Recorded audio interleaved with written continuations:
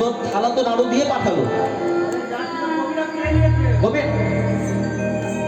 বলছি গোপীন আর নাড়ু খেয়ে নিয়েছে, ওই জন্য মা ওই থালার মধ্যে নাড়ু ভরতে গেছে, মা বলে গেল।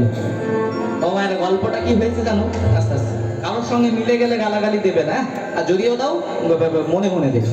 একটা গ্রামে একটা লোক থাকতো, বুঝলে, একটা গ্রামে একটা লোক থাকতো, এর কাছে 10,000, ওর কাছে 5,000, ওর কাছে 20,000 টাকা ধার নিয়ে আর ধার শোধ করার নাম নেই।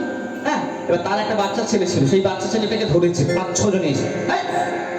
তোর বাবা কোথায়, তোর বাবা কোথায়? এবার ছেলেটা কি করেছে, ছেলেটা ছুটে ছুটে ঘরে গিয়েছে, ঘরে গিয়ে জিজ্ঞাসা করছে, এই যে বাইরে 5-6 জন লোক এলো, কি বলবো গো? হ্যাঁ, কি বলবো? বলো বাবা ঘরে নেই। ও, বলবো বাবা ঘরে নেই, আচ্ছা ঠিক আছে। এই বলে ছেলেটা ছুটে ছুটে এসে বলছে, এই যে বাবা বললো বাবা ঘরে নেই।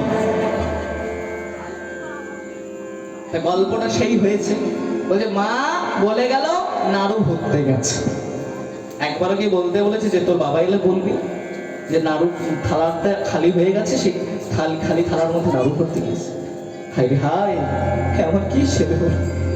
সরস্বতী পূজার দিন জন্ম হলো, আমি জানি, ভাবলাম এ হয়তো ভাগবত পাঠ করবে, সংকীর্তন গাইবে, কিন্তু এ ছেলে আমার মিথ্যে না, এ ছেলে তো আমার মিথ্যে কথা বলতে পারে না। ও মায়েরা, রাত্রিবেলা মুকুন্দ সরকার মনে মনে ভাবছে, যে ছেলে আমার ভাগবত ভালোবাসে, যে ছেলে আমার হরিনাম ভালোবাসে, সে ছেলে মিথ্যে কথা বলবে না। ওকে পরের দিন আবার দেখি পরীক্ষা করবে, ও সত্যি বলে কি মিথ্যে কথা বলবে।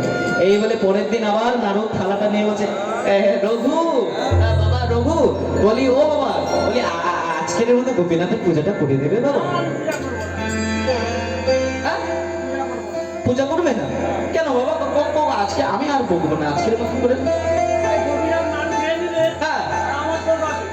ও আচ্ছা, আর তোমাকে বলবো না, আজকের মতন করে নাড়ুটা খেয়ে দাও।